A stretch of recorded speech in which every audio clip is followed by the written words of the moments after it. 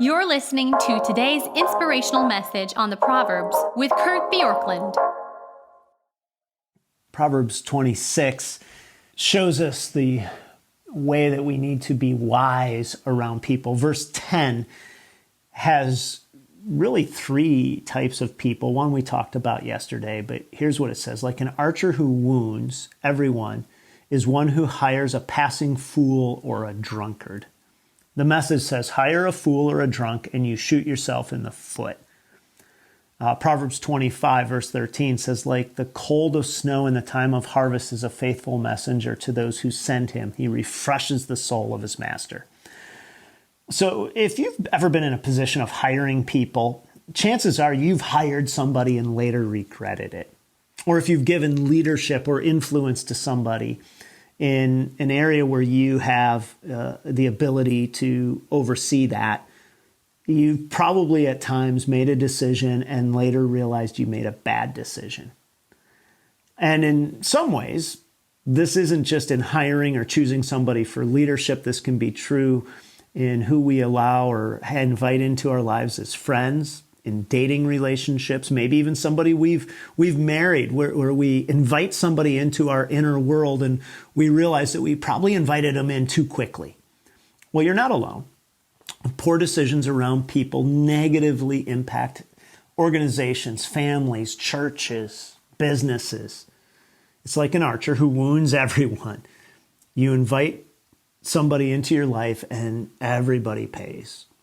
So the point, in some ways, of verse 10 is that who you invite into your life matters. And there are three people that we have to just hit pause with before we invite them in. The first is an unknown or an untested person. This is, in that little phrase, a passing person. A passing person is unknown. They're untested. And often in a rush to get somebody into a position or a leadership position filled, we take a chance on somebody without seeing their character over time. So sometimes it's reasonable because we want to be gracious. We want to believe in people. We want to be the kinds of people who give people opportunities. But there's no substitute for seeing a person in a multitude of situations before trusting that person with more and more responsibility. In many ways, we could say that the best indicator of future behavior is past behavior. Look at how someone has handled the opportunities and the relationships that they've had. This is a sure indicator of what they'll do.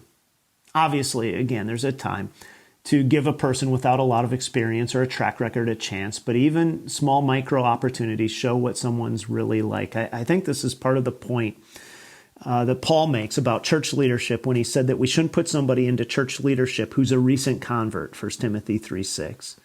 Or Jesus' point when he said that a person who's faithful with little will also be faithful with much, Luke 16:10.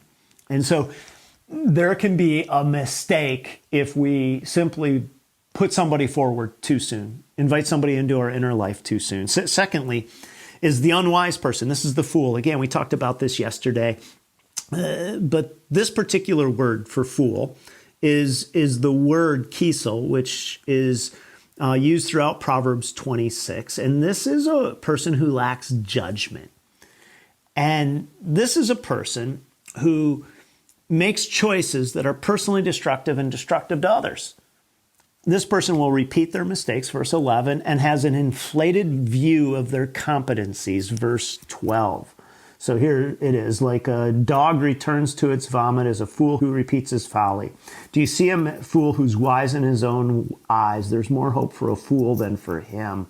And this is somebody who really believes that they understand everything and that they have keen insight, but they just repeat the same mistakes.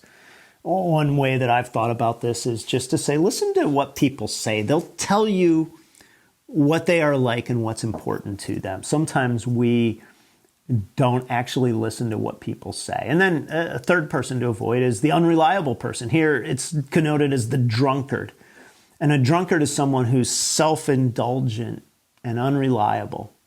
This person will prioritize his or her recreational activities over the good of others or the institution that they serve. One who drinks excessively is often unable to fulfill basic duties. Beyond the obvious application here, there's an implication for anyone who's unreliable now, that they will in all likelihood be unreliable later. This is why you want to test people over time, because if somebody doesn't show up when they're supposed to, doesn't fulfill their responsibilities, if somebody squanders their opportunities now, there's a good chance they will later.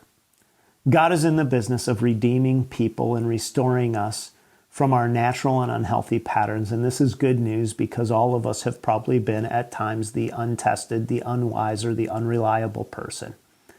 And His grace is to be savored and extended to others. But extending grace does not mean turning a blind eye to patterns that tell us that it would be a mistake to invite somebody into our inner world or into a place of responsibility or influence in our lives. So today, decide that you will look to patterns of past behavior to predict future behavior before inviting somebody into a special place in your life. Thanks for joining us here today. There's a lot of great content to explore on Orchard Hill Plus and on the Orchard Hill main feed from the weekend. Have a great day.